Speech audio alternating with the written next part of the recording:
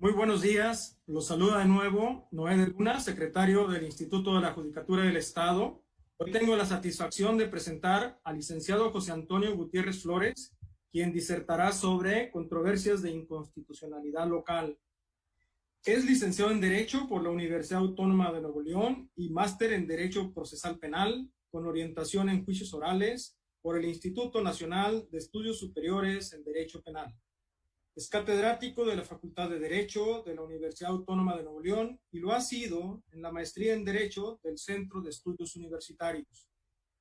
Asimismo, es autor y consejero editorial de diversas publicaciones, locutor y conductor del programa Tribunal a tu Alcance, que se transmite en el Tribunal Radio y por el canal 53 de la Universidad Autónoma de Nuevo León.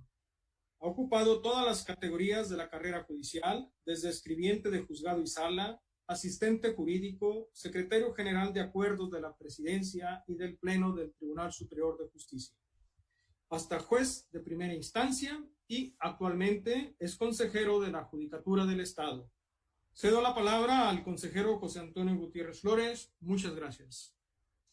Muchísimas gracias. Agradezco al Poder Judicial del Estado por la oportunidad que me da de hablar con ustedes acerca de esta conferencia y pues principalmente pues darles la bienvenida y darles las gracias a todos aquellos que siguen esta transmisión. Vamos a hablar de particularmente de los medios de control constitucional y enfocado o más dirigido hacia las controversias de inconstitucionalidad.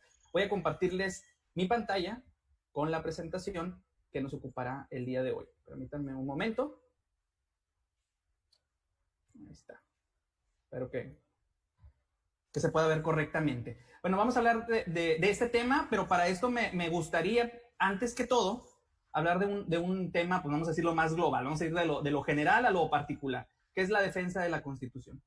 La Constitución, como ustedes saben, se divide en dos partes, una orgánica y una dogmática, en donde lo que se busca es establecer los parámetros de regularidad constitucional, aquellos parámetros o aquellos, vamos a decirlo así, ideales o aspiraciones que busca la regulación en cada uno de los ámbitos que rigen nuestro Estado de Derecho.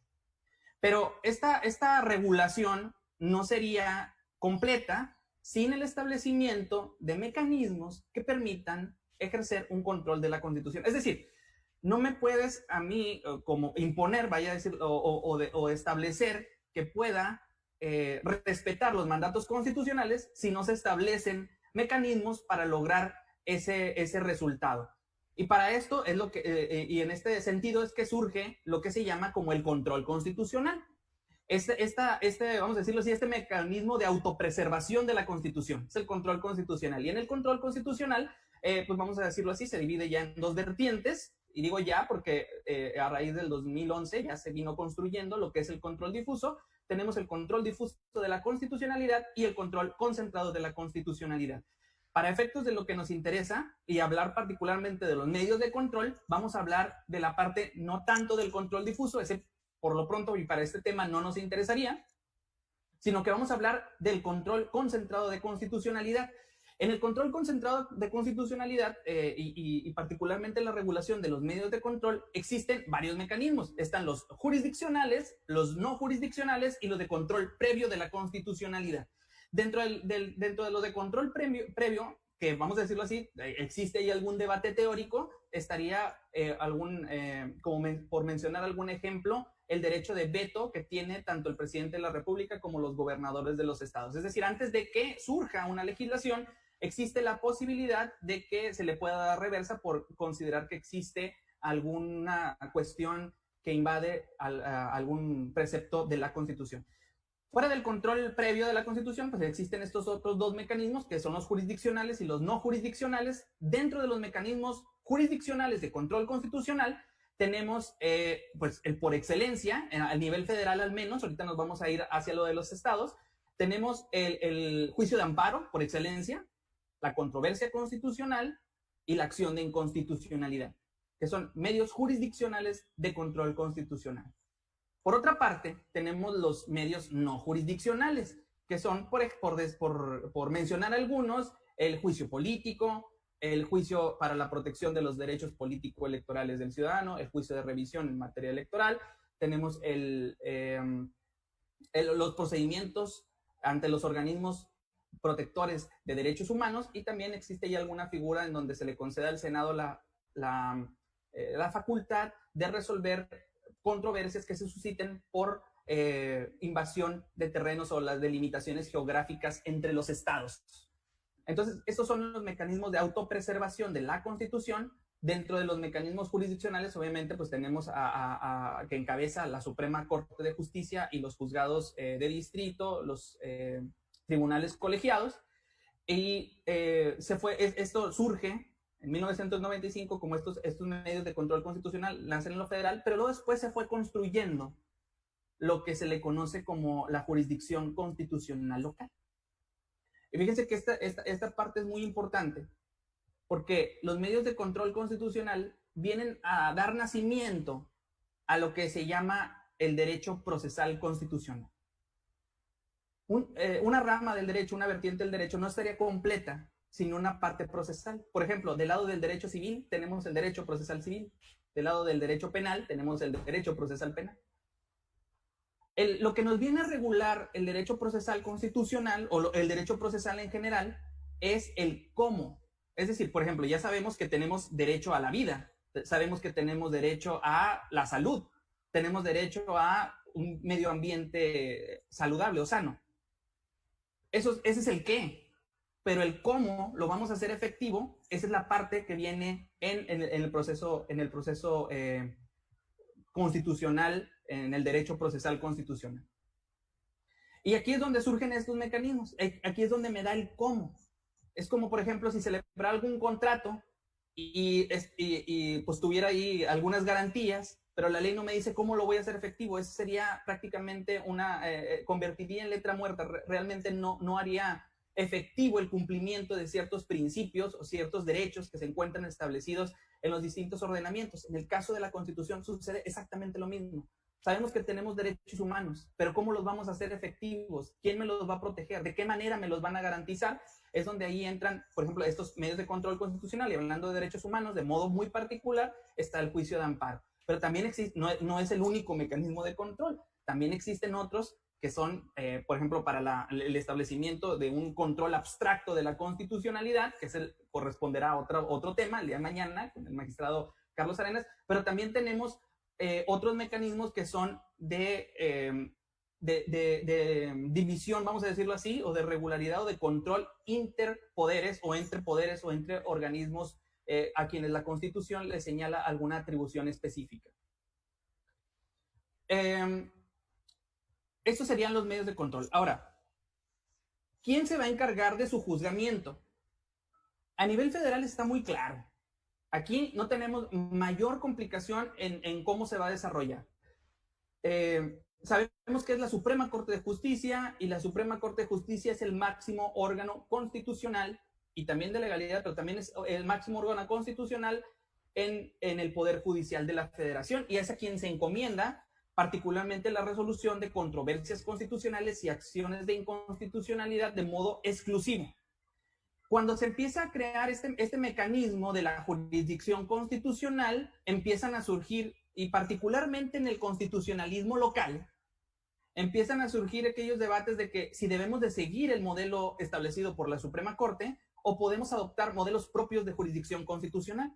Y ahí es donde, si ustedes ponen a analizar las distintas legislaturas de los estados, es donde ya no existe esta uniformidad. Vamos a tratar de clasificarlos en varios tipos de modelos. Tenemos el primer modelo, que son tribunales constitucionales fuera del Poder Judicial, tribunales constitucionales autónomos, vamos a decirlo así, con independencia jurisdiccional de cada uno de los poderes. Es decir, prácticamente vamos a decirlo como si fuera un tribunal suprapoderes. Este es un modelo que es le podemos llamar el modelo europeo. También tenemos salas constitucionales dentro del Poder Judicial. Es decir, tenemos, así como hay salas civiles, salas familiares, salas penales, también existen en algunos casos salas constitucionales que se encargan de resolver las distintas controversias que se susciten de este tipo, de esta naturaleza. Y un último modelo, bueno, el otro podemos llamarle el modelo americano, también un último modelo que tenemos es el modelo del órgano de mayor jerarquía dentro de los poderes judiciales, que este es el que adopta la federación, y que a propósito es el mismo modelo, y que aquí cabe hacer mención y cabe destacar que es el mismo modelo que ha adoptado el Poder Judicial de Nuevo León, que el órgano de mayor jerarquía dentro del Poder Judicial, que es el Pleno del Tribunal Superior de Justicia, absorba estas facultades de jurisdicción constitucional. Entonces, dentro de los distintos modelos, Nuevo León decanta por un modelo similar al que adopta la Federación, en donde encomienda esta atribución o esta tarea a su órgano de mayor jerarquía, que, repito, es el Pleno del Tribunal Superior de Justicia del Estado. Ahora, vamos a hablar de las particularidades de esta jurisdicción constitucional local en Nuevo León. Y es muy particular porque entre que se adoptan vamos a decirlo así, los mecanismos de control constitucional en la Constitución de Nuevo León y entran en vigor, pasaron exactamente, como lo pueden ver en la diapositiva, 10 años. Pero también está interesante su nacimiento, o sea, y yo creo que es bueno hablar de esto. ¿Cuáles son los medios, porque ahí vamos a establecer la respuesta, pero cuáles son los medios locales de control constitucional que se encuentran regulados desde antes de la reforma del 2004? Teníamos la contradicción de criterios entre las salas del Tribunal Superior de Justicia. La contradicción de criterios entre salas, que aunque las salas resuelven cuestiones propiamente de legalidad, el Pleno se erige como un órgano supra o de mayor jerarquía entre ambos y tiene la facultad de resolver aquellos criterios contradictorios entre las salas del Tribunal Superior de Justicia. Después, en el 2004, se vienen a incorporar otros dos mecanismos adicionales de control constitucional en sede jurisdiccional, cabe aclarar, porque también tenemos los organismos protectores de derechos humanos, también tenemos el juicio político, que aquí es una combinación en Nuevo León entre jurisdiccional y de naturaleza política.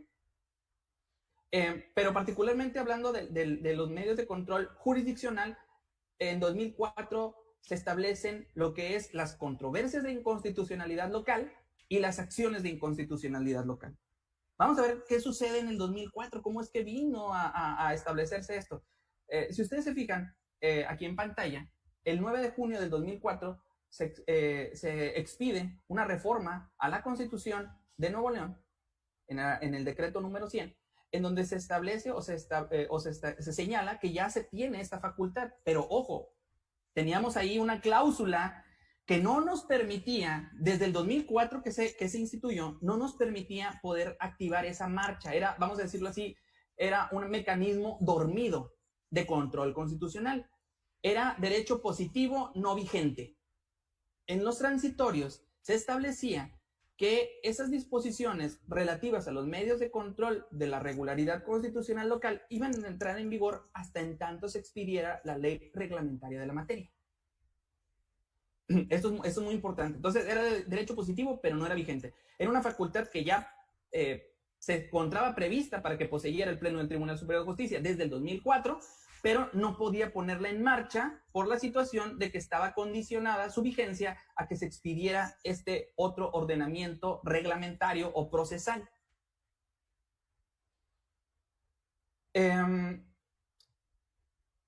No se hacía, esto no llegaba, desde el 2004 hasta el 2014 no llegaba la expedición de esta ley reglamentaria respectiva. En el 2011, el municipio de San Pedro consideró que el Congreso ya se estaba tardando en expedir la ley reglamentaria de la materia y promovió una controversia constitucional alegando la omisión del Congreso de expedir la ley reglamentaria que diera vida a los medios de control constitucional en Nuevo León. En 22 de octubre del 2013, bajo la ponencia de la hoy ministra en retiro, actual secretaria de Gobernación, doña Olga Sánchez Cordero, se resuelve esta controversia por mayoría de votos, en donde se señala que efectivamente el Congreso estaba en omisión y lo obligaba a expedir la ley reglamentaria de los medios de control constitucional. Lo obligan. Con motivo del cumplimiento de esta sentencia, es que en el 2014, ya una vez que se establecen ahí los mecanismos del cumplimiento de las sentencias, fue en el año 2014 en donde ya se expide y promulga la ley reglamentaria del artículo 95 de la Constitución, con lo que ahora sí, con ello, ya se da vida a los medios de control constitucional en Nuevo León. Esta ley se expidió el 20 de junio del 2014. Entonces, ya estando en este contexto, en el contexto de por qué si desde el 2004 era una actividad reglada, ya o establecida en la propia Constitución, ¿por qué hasta ahorita empieza a cobrar un poco más de relevancia, un poco más de importancia, de trascendencia en nuestra vida? Bueno, en nuestra vida democrática interna. Bueno, es porque a partir del 2014, y es a finales, a propósito, entró en vigor por ahí del mes de diciembre del año 2014, es cuando empieza a cobrar esta relevancia y es cuando ya empiezan a instrumentarse o a promoverse los primeros medios de control constitucional. Ahora, pasaron muchos años y entre lo que se tenía previsto y lo que realmente sucedió, sí hubo alguna diferencia. La propuesta original era seguir un modelo idéntico a la Corte, no separarnos de lo que se hace en el Poder Judicial de la Federación. Ustedes saben que las controversias y acciones, el ministro presidente únicamente las turna a un ministro instructor que se encarga de su sustanciación y la elaboración del proyecto correspondiente, que posteriormente es sometido a consideración del Pleno de la Suprema Corte de Justicia. En la redacción original de la ley reglamentaria se tenía prevista esa figura, esa atribución.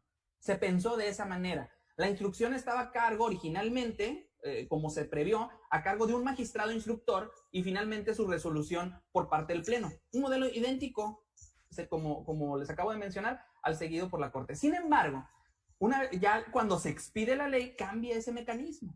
Ese mecanismo ya dice, bueno, ¿para qué lo turnamos a un magistrado instructor? Porque los magistrados aparte integran sala unitaria y integran sala colegiada. Mejor que sea el presidente del tribunal el quien, como otros asuntos que son tramitados ante el Pleno del propio tribunal, lleve a cabo su instrucción y finalmente su resolución quede a cargo del Pleno. Entonces, eso es un primer apartado, es una primera diferencia que nos aparta de la forma de sustanciación ante la Suprema Corte de Justicia, ante el Poder Judicial Federal, que en este caso, en el caso de Nuevo León, la instrucción de la controversia y de la acción la lleva particularmente el presidente del Tribunal Superior de Justicia y su resolución al final sí queda a cargo del Pleno del propio tribunal. Esta desigualdad nos hace caer en una, vamos a decirlo así, una aparente antinomia. No hay antinomia, pero vamos a llamarle así, una aparente antinomia. Porque por un lado, la ley orgánica del Poder Judicial pareciera que se olvidaron de derogar la fracción 15, que por cierto sigue vigente, del artículo 23, en donde le concede al presidente la facultad de turnar las controversias. Sin embargo, la ley especial de la materia, que es la ley reglamentaria, en su artículo 2, y particularmente me traje el 29, que es más amplio, pero el artículo 2 también, señala que la instrucción del procedimiento corresponde al presidente del Tribunal Superior de Justicia. Y les digo que hay una aparente antinomia, es decir, pues por un lado la ley orgánica señala que la instrucción queda a cargo de un magistrado, el magistrado que determine el presidente para llevar a cabo la instrucción del juicio y elaborar el proyecto, y por otro lado la ley reglamentaria de la materia nos señala que es el presidente quien va a llevar a cabo esa instrucción y que es el presidente quien lo va a informar al Pleno para que el Pleno sea quien lo turne a una comisión de magistrados quien se encargará de la elaboración del proyecto de resolución. Finalmente, esta cuestión es netamente superada porque también la fracción segunda del artículo 23 señala que al presidente le corresponde tramitar los asuntos que sean competencia del Pleno, sin excluir alguno, hasta ponerlos en estado de resolución. O sea, existen diferentes mecanismos que nos hacen pensar que la antinomia es simplemente aparente y no real. Entonces, pero pues eso nos da más luz acerca de aquel diseño que originalmente se pensaba y el que finalmente se autorizó ya con la expedición en el 2014. Bueno, hablando particularmente de las controversias de inconstitucionalidad. Existen supuestos de procedencia y de improcedencia, igual que ocurre en la federación. Las controversias de inconstitucionalidad tienen un enfoque más acotado. Es decir, en el caso particular, el Pleno del Tribunal Superior de Justicia únicamente se erige como el guardián de la Constitución local. No se erige como un guardián de la Constitución federal. Pero podrán decir, y con justa razón, pero bueno, es que hay muchos mecanismos, hay muchos apartados que se regulan de modo similar a lo que señala la federación y lo que regula el Estado. O sea, la Constitución del Estado guarda en muchas ocasiones similitudes con la Constitución del Estado, la Constitución federal con la Constitución del Estado. Bueno, aquí lo que se acota es que el Pleno del Tribunal Superior de Justicia únicamente puede conocer de las controversias en donde se alegue una invasión a esferas competenciales, bueno, ahorita lo vamos a hablar, únicamente cuando se alegue una situación de esta naturaleza, pero de preceptos establecidos en la Constitución de Nuevo León.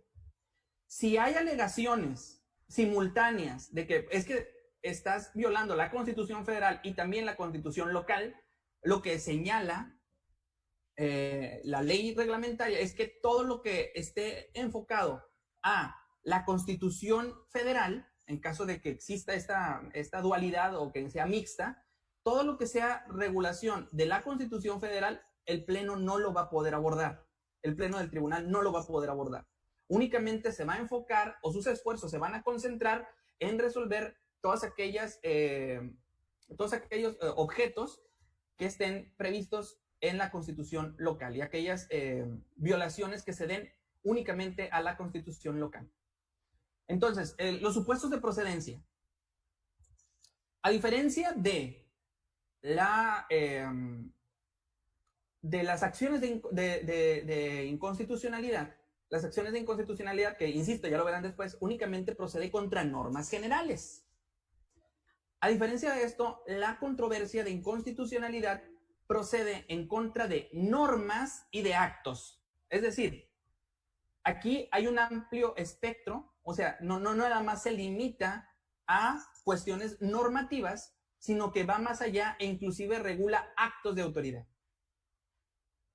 Entonces, un primer punto, vamos a dejarlo así, vamos a tratar de dividirlo. Un primer punto es que la controversia de inconstitucionalidad en Nuevo León procede contra de actos y en contra de normas generales. En estos dos supuestos. Ahora, estos actos y estas normas son en general, es decir, procede contra cualquier acto, contra cualquier norma general. Aquí la respuesta sería no. Estas normas o estos actos deben de tener una finalidad o deben de provocar algo en particular. ¿Y qué es este algo? Es invadir la esfera competencial o las atribuciones que a cada órgano confiere la Constitución política del Estado o las leyes que de ella emanen.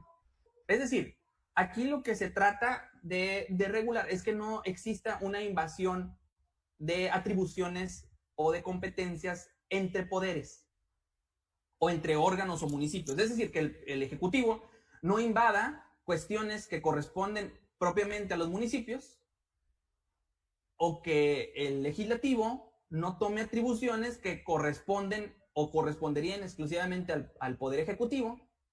Es decir, aquí lo que se busca es mantener o conservar de una manera pues muy tajante esta regularidad en las atribuciones y en las competencias que las leyes y la Constitución confieren a cada uno de estos poderes. Este es el objeto, vamos a decirlo así, lo sustancial de las controversias de inconstitucionalidad.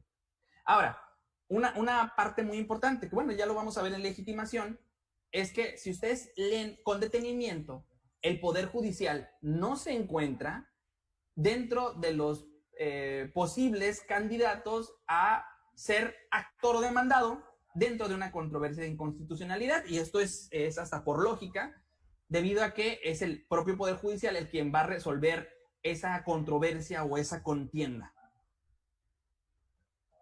Este es en el caso de supuestos de procedencia.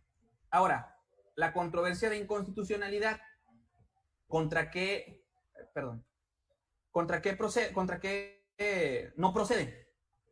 Aquí la delimitación está muy sencilla. Por ejemplo, ya la fracción primera nos habla de que no procede ni contra normas o actos que vulneren la Constitución Federal. Esa es una parte muy importante que yo creo que ya quedó bastante clara. Por otra parte, tampoco procede contra actos o normas que sean resultado de la actividad del Poder Judicial del Estado. Hay otras que son un poco más, vamos a decirlo así, también de por lógica. Tenemos las normas generales en donde que sean materia de otra controversia de inconstitucionalidad pendiente de resolver por el propio Pleno o contra las resoluciones que ya se dictaron con motivo de esta situación, cuando hayan cesado los efectos del acto reclamado, contra actos o normas en materia electoral, cuando se promueva fuera de los tiempos que señala la ley, y pues aquellas que deriven de lo señalado o de aquellas cuestiones que deriven de la ley orgánica o de la Constitución. Esas son bien las causas de improcedencia. Ahora, ¿quiénes están legitimados? ¿Quiénes tienen la atribución de poder ser parte o poder instar una controversia de inconstitucionalidad? Tenemos como parte activa o como parte de la legitimación activa, o sea, que son los que la pueden promover, son los poderes ejecutivo y legislativo de los estados, los municipios o los órganos públicos estatales municipales. Estos son los que pueden promover. Y está dirigida para que puedan ser parte demandada pues, otros poderes estatales u otros organismos públicos estatales o municipales. Si ustedes se fijan, dirán, bueno, ¿y un municipio puede ser demandado? Porque habla de órganos públicos estatales municipales. La respuesta es sí. Probablemente se deba a alguna falta de técnica, la falta del establecimiento, pero los municipios tanto pueden ser parte actora o parte demandada, o sea, tener legitimación activa o pasiva y no únicamente legitimación activa. Como terceros interesados están pues todas aquellas entidades, poderes, órganos que pudieran resultar afectados por la sentencia que se pudiera dictar. Es decir, que sin ser parte actora o demandada, sin estar, vamos a decirlo así, dentro específicamente del pleito, esa sentencia que se llegue a dictar pudiera traerles consecuencias, pudiera traerles alguna afectación indirecta en sus atribuciones o en sus competencias, y por tanto pues deben ser llamados como terceros interesados. Dentro de las controversias también siempre va a estar presente, siempre debe de estar presente el procurador. Todavía habla de procurador la ley reglamentaria, pero pues sabemos que ahora ya el procurador pues se transformó, la procuraduría se transforma a una fiscalía general, y por tanto se debe de entender que aunque el procurador ya no exista formalmente, a quien se le debería de llamar a juicio como representante social sería a la Fiscalía General de Justicia del Estado. Entonces, bueno, también esta parte, vamos a decirlo así, no quedó armonizada ya después de las diversas reformas que se han dado en la materia. Y como lo habíamos señalado aquí, el Poder Judicial no podrá ser parte actora ni demandada en este tipo de contiendas. Esto no significa que el Poder Judicial quede, vamos a decir, en un estado de indefensión, sino que en su caso particular tiene o tendría a su disposición la controversia constitucional que debe intentarse ante la Suprema Corte de Justicia de la Nación. Esa sería la ruta que debería de optar el Poder Judicial, y no la ruta de la controversia de inconstitucionalidad local. Ahora, si ustedes se fijan en este entorno, los particulares no están presentes. Es decir, esto le digo porque esto ha sido materia también de debate en algunas ocasiones. Si los particulares pudieran ser parte actora demandada o terceros interesados dentro de una controversia de inconstitucionalidad. La controversia de inconstitucionalidad no está diseñada para los particulares. Si hay algún acto que los particulares estimen violatorios de sus derechos, para eso existe particularmente el juicio de amparo, pero no la controversia ni la acción de inconstitucionalidad, ni federal ni local. Es decir, en el diseño, en estos medios de control constitucional, lo que hizo el legislador, el legislador y el constituyente, es dividirlo. A los particulares les concedemos esta facultad de poder denunciar o poder combatir aquellos actos que consideren violatorios de sus derechos humanos a través del juicio de amparo. Pero también existen otros mecanismos, otros diseños de regularidad constitucional que pues cumplen otra finalidad. Aquí ya no se habla o no de derechos humanos, aquí ya se habla de una invasión a esferas competenciales que son propias y exclusivas, obviamente, de los poderes públicos del Estado y organismos autónomos y también organismos municipales. Entonces, aquí, si ustedes se fijan, no intervienen particulares, es únicamente una controversia entre poderes dirigida exclusivamente hacia ellos. Tenemos dentro de las controversias también otra regulación, que es la suspensión. La suspensión, a diferencia de la acción de inconstitucionalidad, la suspensión en el caso de, sí se encuentra específicamente regulada en tratándose de las controversias de inconstitucionalidad. Por ahí, a lo mejor con justa razón, me pudieran decir, bueno, pero cuando estuvo el tema de los salarios, la Suprema Corte, a instancia de uno de los ministros, señaló que en acciones de inconstitucionalidad, excepcionalmente, puede promoverse la suspensión del acto de autoridad. Este criterio ha sido muy cuestionado. Realmente no podemos decir que ya adquirió firmeza o que se trate de una jurisprudencia, pero al menos vamos a referirnos específicamente al caso de Nuevo León. La suspensión únicamente se encuentra normada o regulada en tratándose de controversias de inconstitucionalidad. Ahora, esta suspensión, al igual que la suspensión en materia de amparo, no tiene que cumplir con ciertos requisitos, tiene que cumplir con ciertas particularidades para su otorgamiento. Esas particularidades son, vamos a decirlo así, amplias, o sea, no se encuentran reguladas. Dice, para poder otorgar una suspensión, deben tomar en cuenta las circunstancias y características particulares de la controversia. Muy genérico, muy difuso. Después ya se nos viene acotando un poco de cuándo es que no se puede otorgar. Pero, ¿qué es lo que se debe de tener en cuenta de modo muy particular? La apariencia del buen derecho y el peligro en la demora. Que como ustedes saben, la apariencia de buen derecho es verificar que a priori el resultado probatorio tenga una apariencia de existencia y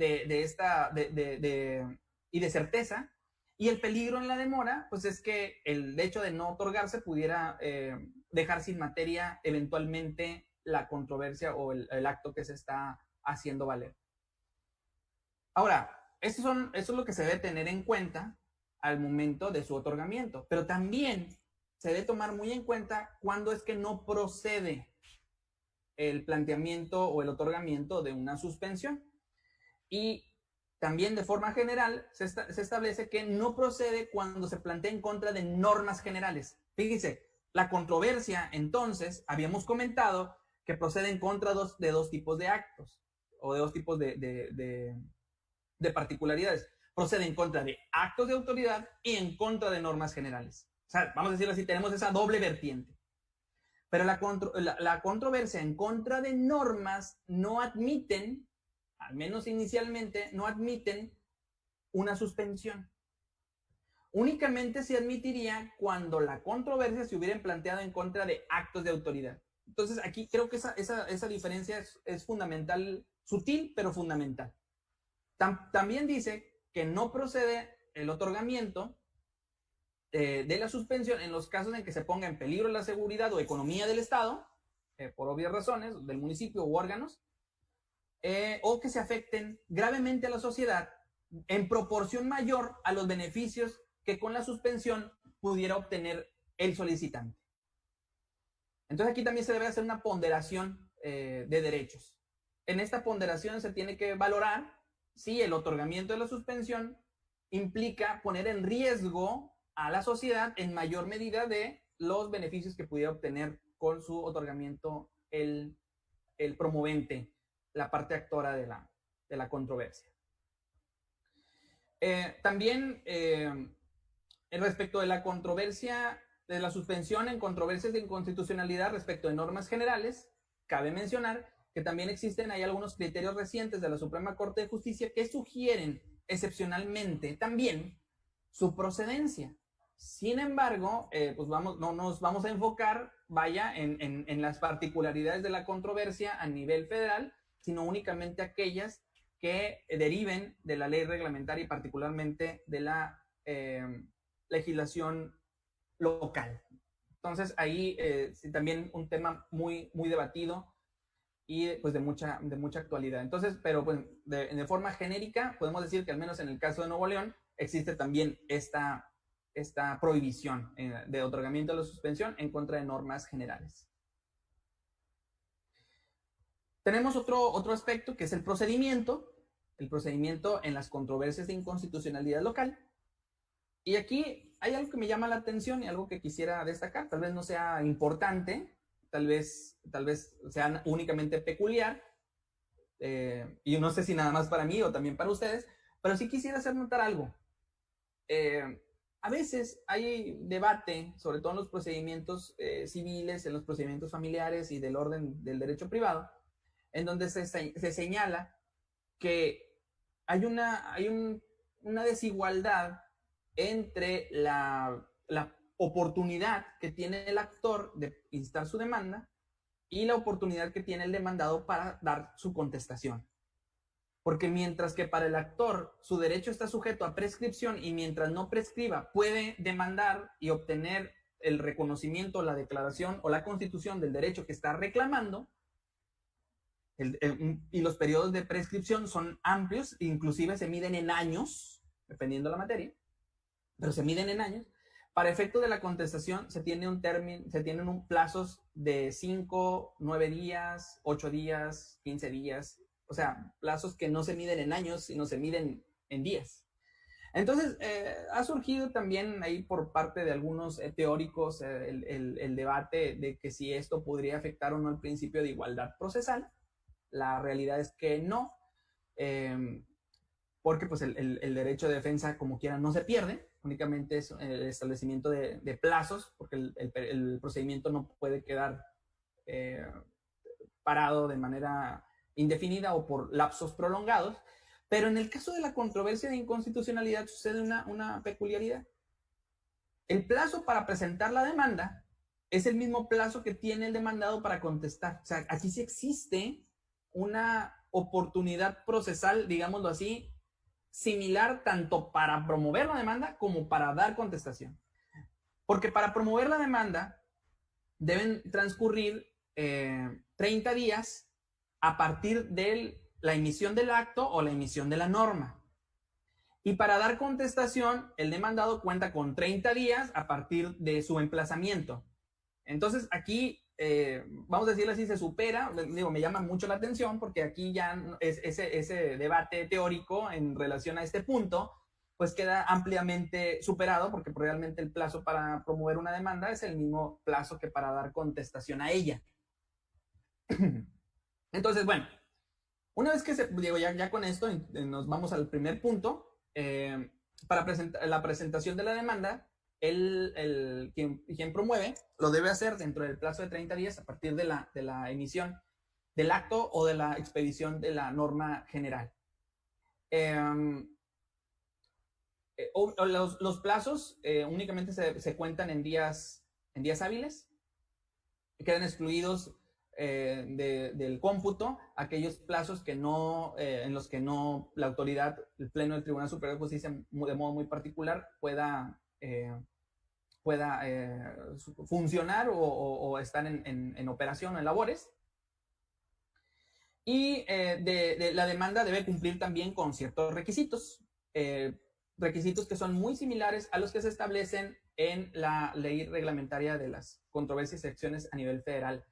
y que ustedes ya conocen como el nombre de quien es la entidad, poder u órgano que está demandando, a quién se está demandando, quiénes son los posibles terceros interesados, cuáles los conceptos, los preceptos constitucionales violados, una relación sucinta de los antecedentes del caso, la expresión de los conceptos de invalidez y obviamente pues aquellas formalidades que debe de cumplir también la demanda correspondiente. Estos serían, vamos a decirlo así, a grandes rasgos, aquellos requisitos que debería cumplir. Una vez que la demanda se presenta ante el Tribunal Superior de Justicia, obviamente esta llega a manos de la presidencia del Tribunal Superior de Justicia.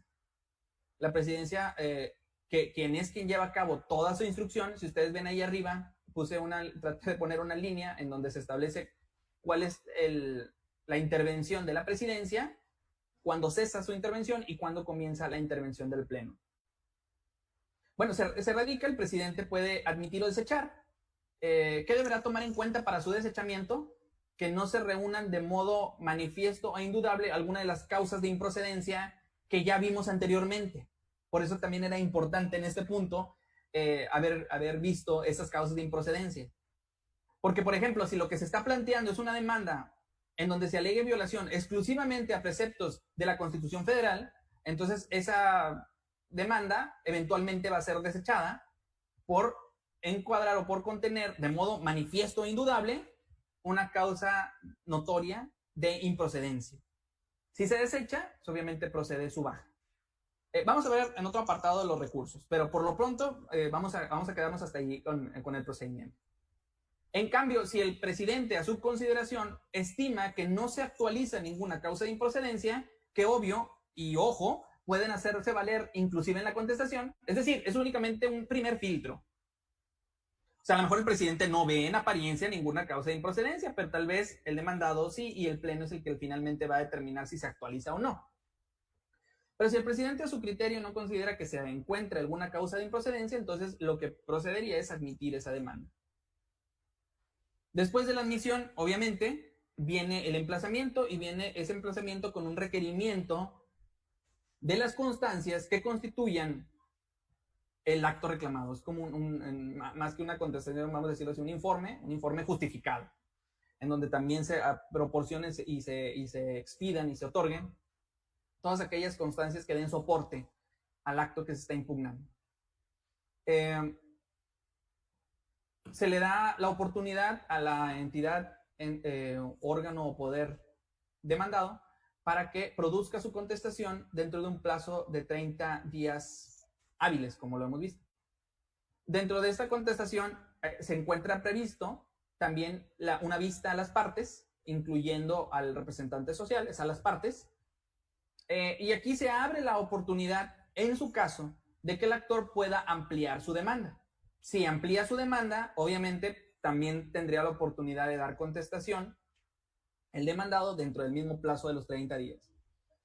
Si no se hace valer esta situación, se avisa a las partes, no hay una ampliación de demanda, la audiencia se debe fijar dentro de los 30 días posteriores a que se produjo la contestación. Hay una audiencia de pruebas y alegatos. En esta audiencia de pruebas y alegatos, obviamente, pues habrá algunas pruebas que requieran desahogo especial, algunas pruebas que se encuentren prohibidas, como por ejemplo la confesional, pero algunas otras inspecciones judiciales, testimoniales y demás, que requieren desahogo especial y que, por ejemplo, ahí habría reglas específicas porque deben ser anunciadas cuando menos 10 días antes del señalamiento de la fecha de audiencia, pero habrá otras documentales que no sea necesario prepararlas previamente a la audiencia y que por tanto su desahogo puede llevarse a cabo sin ningún problema dentro del transcurso de la misma.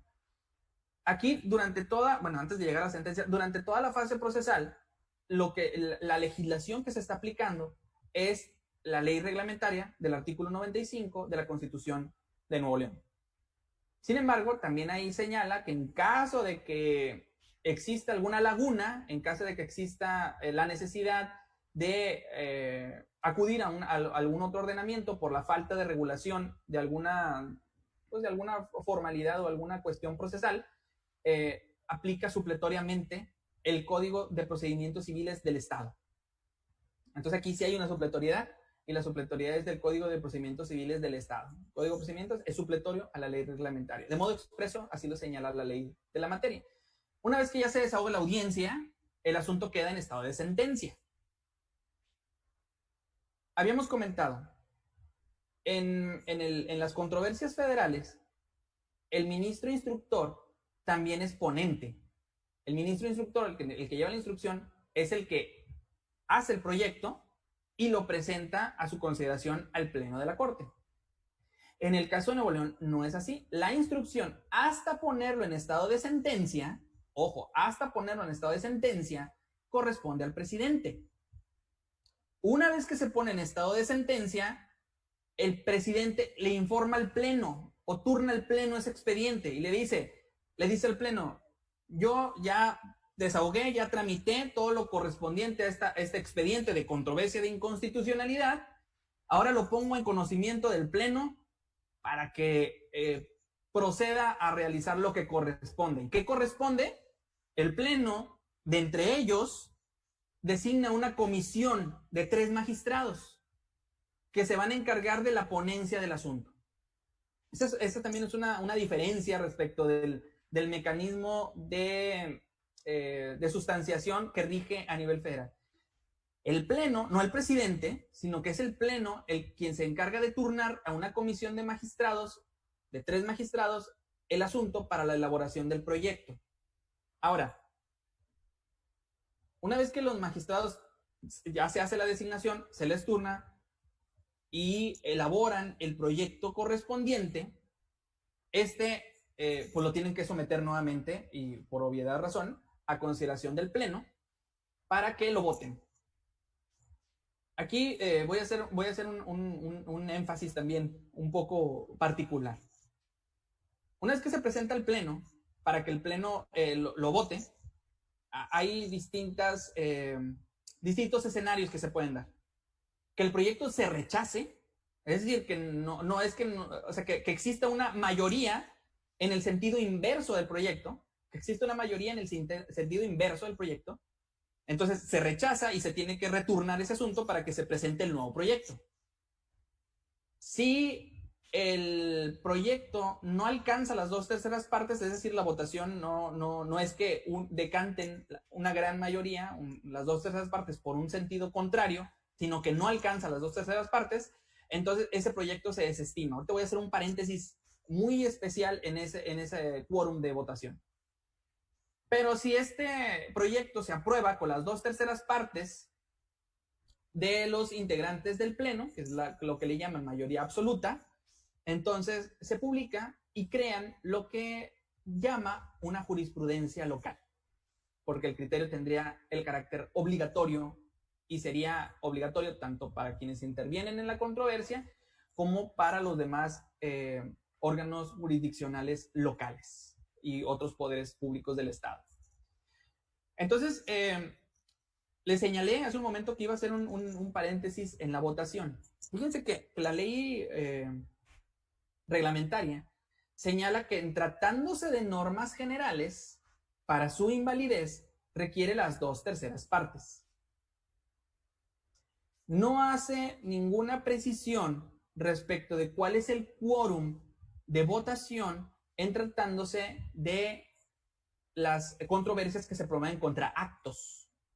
O sea, la ley reglamentaria sí regula el quórum especial en tratándose de controversias contra normas, pero no dice nada en contra de actos. Aquí a lo mejor podríamos decir que existen dos opciones, también una aparente antinomia, en el sentido de que el quórum para la invalidez de una norma es el mismo que para la invalidez de algún acto de autoridad, o en cambio que para la invalidez de algún acto nos remitimos a lo que señala la ley orgánica en cuanto a la forma de adopción de las resoluciones, en donde dice que es mayoría simple, es decir, la mitad más uno de los integrantes del Pleno. Yo de modo particular lo entiendo de esa manera, que en tratándose de controversias contra normas, existe un quórum especial en donde se impone el deber de que reúna las 2/3 partes, además de la trascendencia, porque va a invalidar una norma, Y en que tratándose de controversias contra actos, pues se requiere una mayoría simple, que es la mitad más uno de los magistrados presentes. Ahora, también otro aspecto interesante es que independientemente si es una controversia contra norma o contra actos, si independientemente se trata de una controversia contra norma o contra actos, para que el criterio pueda ser de carácter obligatorio y constituya jurisprudencia local, siempre tiene que ser aprobado por las 2/3 partes, independientemente si es una controversia contra norma o contra actos. Entonces, para que constituya jurisprudencia local y tenga efectos generales, siempre debe tener las 2/3 partes, siempre. Pero para que se apruebe con efectos particulares en contra de actos, puede ser una mayoría simple. En el caso de que sea contra normas y no se alcance las 2/3 partes, entonces esa controversia se desestima, es decir, ya no se resuelve, prácticamente sería una especie de desechamiento por no alcanzar votación. Tenemos en otro lado los recursos en las controversias. Y el recurso, particularmente el único, más bien que se encuentra previsto, es el recurso de reclamación, con esa denominación, recurso de reclamación. El recurso de reclamación procede, obviamente, lo hemos visto, ahí existen momentos en donde interviene el presidente, existen otros momentos en donde interviene el pleno del tribunal. El recurso de reclamación únicamente procede en contra de las determinaciones que emite el presidente y son revisables por el pleno. En contra de, no, pero no es en contra de todos, vamos a decirlo así, todo, cada acto intraprocesal, porque al presidente recordemos que es el que le corresponde la sustanciación, no significa que en cada acto intraprocesal necesariamente proceda el recurso, sino que está sujeto o condicionado a ciertos supuestos de procedencia, en donde se establecen, por ejemplo, el primero y el, vamos a decirlo así, también más obvio, en contra de alguna admisión, desechamiento, de demanda, contestación, o vamos a decirlo así, toda la etapa postulatoria. En los actos en donde el primer acto en donde se verifica el derecho de defensa de modo particular, que es en la demanda y en la respectiva contestación, y de acceso a la justicia, y es donde procedería en un momento dado el recurso de reclamación, también contra aquellos que pongan fin a una controversia, obviamente que no sea por sentencia, porque si pone fin con motivo de una sentencia, pues ahí no, nada más serían actos o resoluciones que pongan fin, dictados por el presidente, como por ejemplo algún desistimiento, algún desechamiento, alguna caducidad, entre otras cuestiones. También procede el recurso contra los actos intraprocesales que de forma trascendental y grave puedan causar un agravio material a alguna de las partes que no pueda ser reparado en la sentencia. Si puede ser reparado en la sentencia, entonces no tendría mayor, o sea, no procedería el recurso de reclamación. Contra las que pongan fin a algún incidente, cuando sean decretadas por el presidente, contra los actos del presidente en relación a la suspensión, contra los actos del presidente en relación al acervo probatorio, y dice las demás que señala esta ley, que va más enfocado dirigido a las acciones de inconstitucionalidad. Entonces, por si fuera poco, que creo que la lectura es bastante clara, como quiera, nos dice el último párrafo que el recurso es improcedente contra actos dictados por el Pleno. Creo que ya se derivaba o ya lo podíamos ir visualizando desde su contenido, pero creo que aquí el legislador no quiso dejar esa cuestión a interpretación y lo reforzó ahí con el señalamiento de este último párrafo.